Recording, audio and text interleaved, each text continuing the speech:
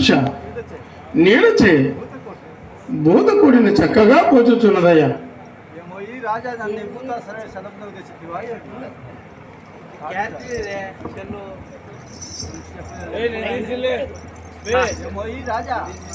ఓ రాజా,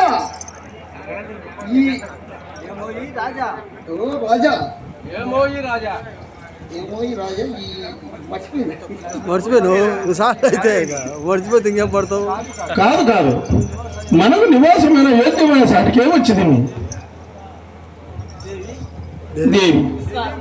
శనయోగ్యముగా ఇచ్చట నేలమును బాగు చేసుకుంటూ మంచిది. కాలాంతరం అన్నట్టు చీకటి ఎప్పుడే కనుమూసుకొని వచ్చుచున్నది. కాలాంతరం అన్నట్టు బ్రహ్మాండమంతయు అంధకార బంధరమై ఎంత భయంకరముగానున్నది.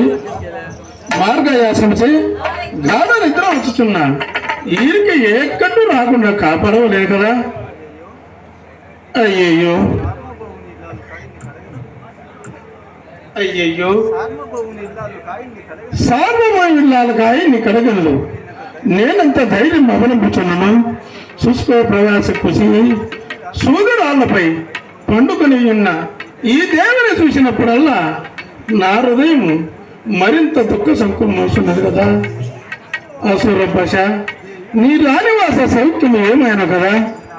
నేను ఆ పాడు వేటకు బయలుదేరిన ఎడల నీకును నీ సౌఖ్యమునకు రుణం తీరినది. సుధాలేత నీవెంతటి అదృష్టవీరుడవయ్యా, నీవెంతటి అదృష్టవీరుడవు.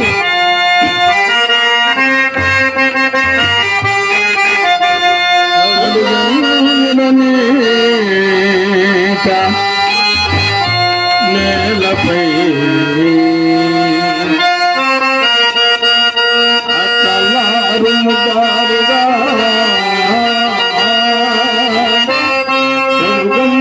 చెల్లించది కంపసిది